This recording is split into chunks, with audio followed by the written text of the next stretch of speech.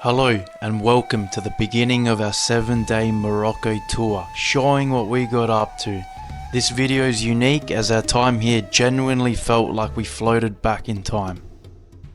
Alright, so this location, Volubilis, is an ancient Roman archaeological site in Morocco. Yes, Morocco. It's located near the modern town of Moulay Idris and close to Meknes. Recognized as a UNESCO World Heritage Site, rediscovered by the French in 1887, it is one of the most significant Roman ruins in North Africa, dating back to the 3rd century BC and peaking in importance under the Roman rule during the 1st and 2nd century AD. The site features stunning remnants of Roman architecture, such as the Arch of Caracalla, the Basilica,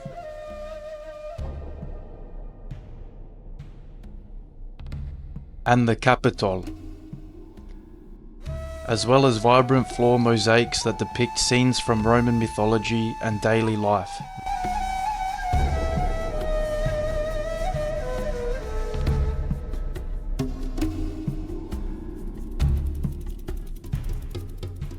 Good morning from Fez in Morocco. Today the plan is we're just going to be walking around the city and exploring. Hopefully the weather holds out, it's overcast.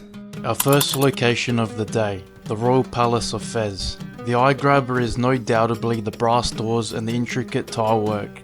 Although it remains a royal residence and is closed to the public, it was still cool to see the front of the palace.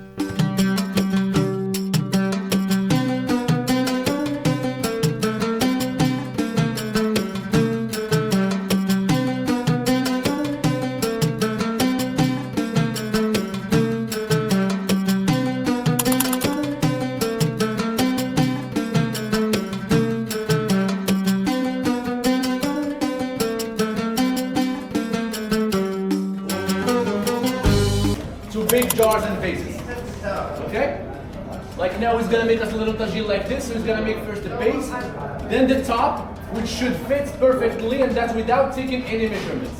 All by experience and practice.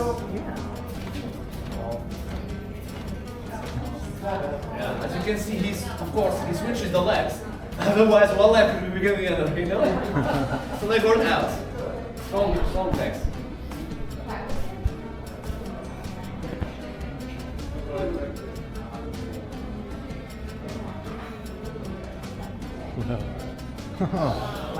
Bingo! Going through the motions of how Moroccan pottery and mosaics were crafted from start to finish, to then taking a gaze through their store was a great experience. In my opinion, the best things about handmade work are the imperfections in the final product. Every piece of work is 100% unique, rather than it being made by automated printing machines as a direct copy.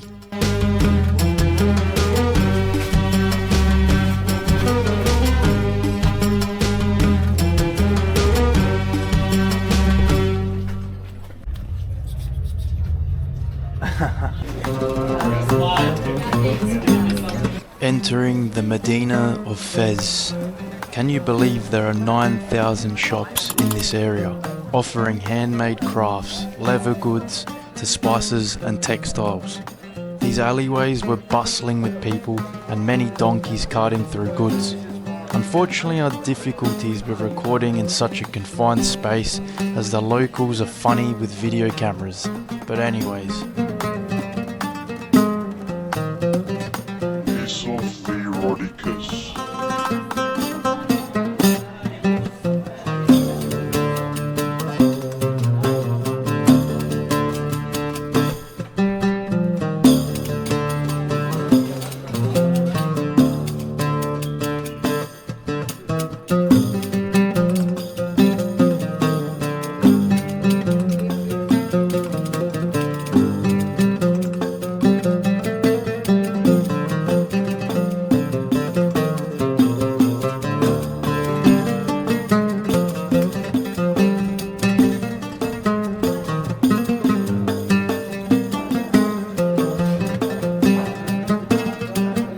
went on to a location nearby where we were showed from above the traditional process for preparing leather in Morocco. Let me tell you, the process ain't nice on the nose, as they soak the hides in a mixture of things, such as cow piss and pigeon shit, to tenderize them with the ammonia traces within. But nonetheless, it was a very, very interesting thing to witness. Afterwards, we strolled through this leather store. Any garment you could think of, they practically had. I'm not a leather man, but I appreciated their craft. In Morocco, they're big on haggling, so it was good fun to watch the customers go at it with the sellers to get a better deal. Next on, we visited a workshop where they created blankets, sheets, scarves, and anything that resembles a square or rectangular garment. This man showed us the different styles the Bourbons wear the turbans, depending on where you are in climate.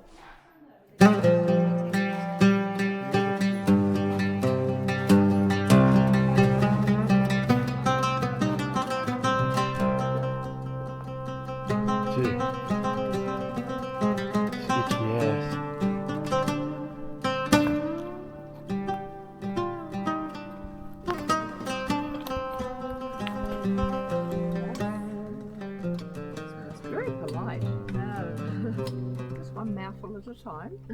Oh, really? So yeah. Hello. Oh, I love the way they just politely leave one mouthful.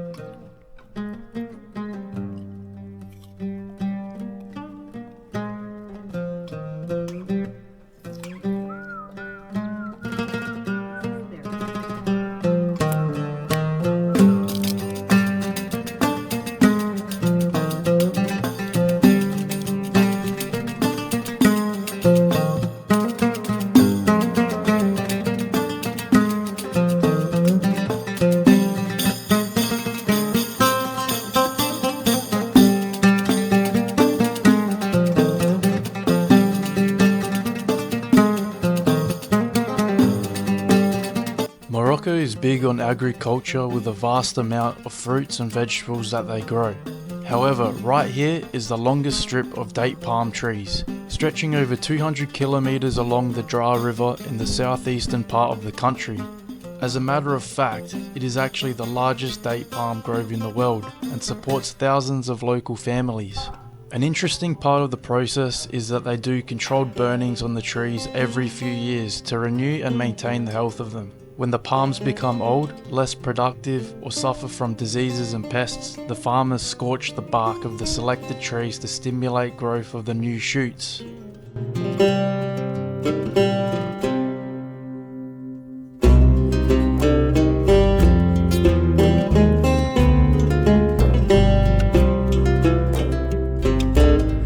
Long day of driving today, saw quite a few things along the way. But we finally made it to our accommodation in the Sahara Desert. We're about to go on a camel ride now, so that is going to be fun. I'm just going to go for a walk around our accommodation now as well and show you around. It's very, very interesting.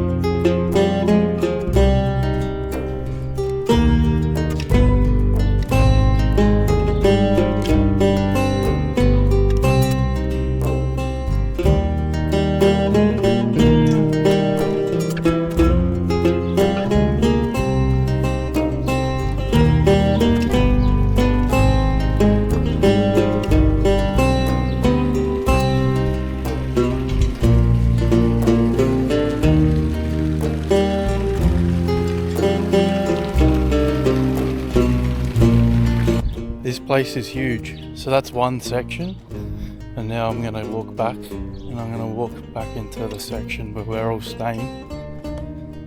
Alright, I'm going to flip it around now.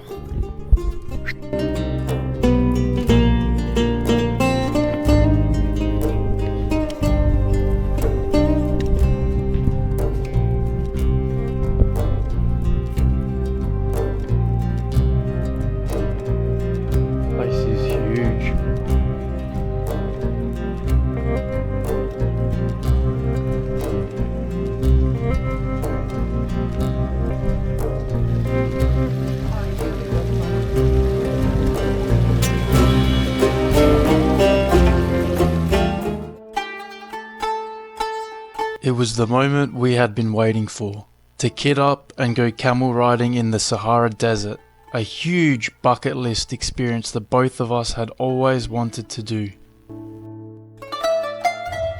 It's a bit big.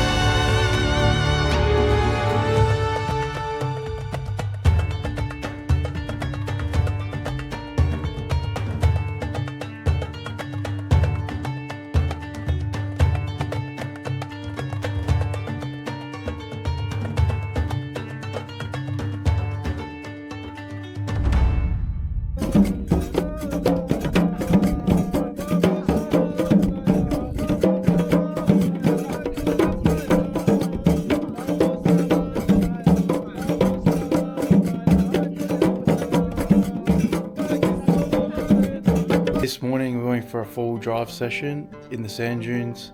Let's go.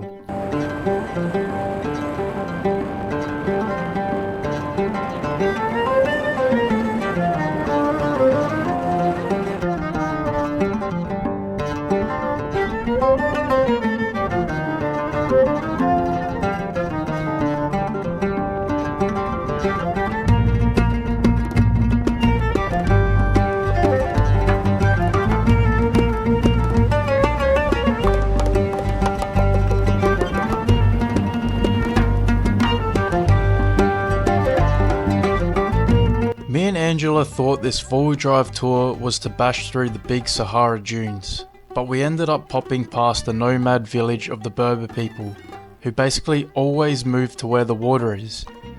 Being in Morocco, there can be long drought periods, so this is our #1 priority, of course. We were welcomed into this man's home, where one of his wives and his 2 young kids also live. His other wife lives in the nearby village, so his other 2 older children can go to school. Through translation of our guide, he explained their way of life, and how they must travel every few days to gather water, and how they breed animals to sell at the local markets for money or goods. It's a life I could never imagine living because of the super harsh conditions. You literally couldn't pick a more desolate, barren place. Truly incredible.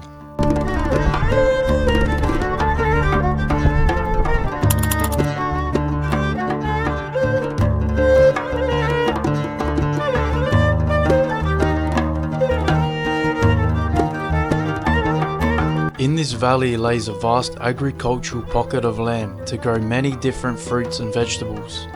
It's divided up into several farming blocks owned by the local families. They have a freshwater irrigation stream that flows down from the upstream gorge. The farmers take turns in gaining water supply to their specific plots via a man-made water canal, each equipped with gates to control the direction and flow.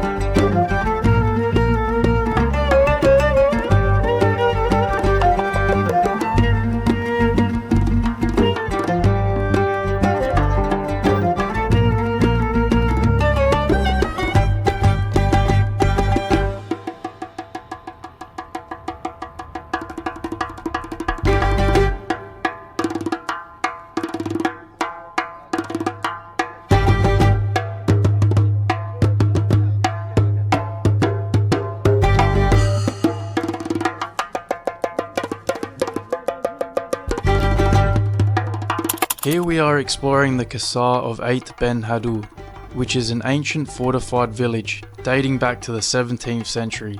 It is located between the Sahara and Marrakech in the foothills of the high Atlas Mountains in Morocco. It is now a UNESCO World Heritage Site which displays Morocco's traditional earthen architecture. Many big Western movies have been filmed here, such as Gladiator, The Mummy, Prince of Persia, and even Game of Thrones.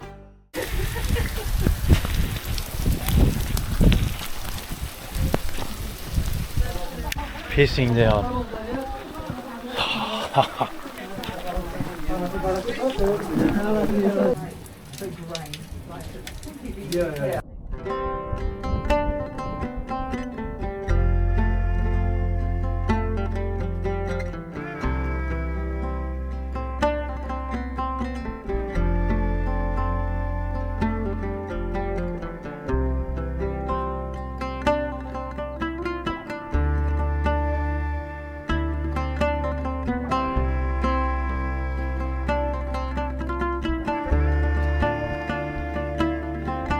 Here, this artist uses the ancient Berber art technique, using natural components as paint, and then for the final result he burns the backside of the paper to draw out the colour of the paint.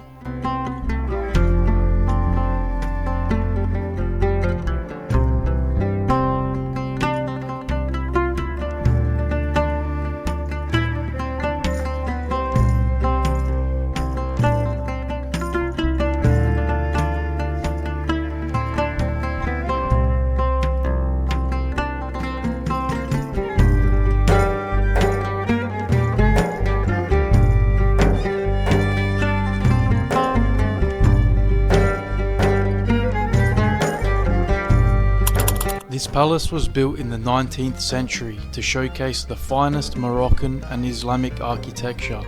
Bahia means brilliance, as it was designed to be one of the most impressive palaces of its time.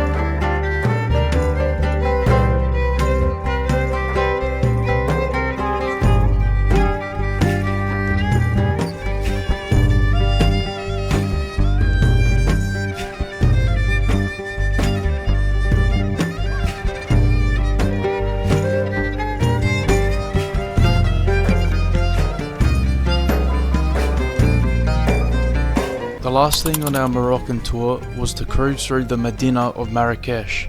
It was somewhat difficult to record here. If a busker saw you filming, they would come up to you demanding money. That's just how it is here. There was no doubtably a lot going on in this square.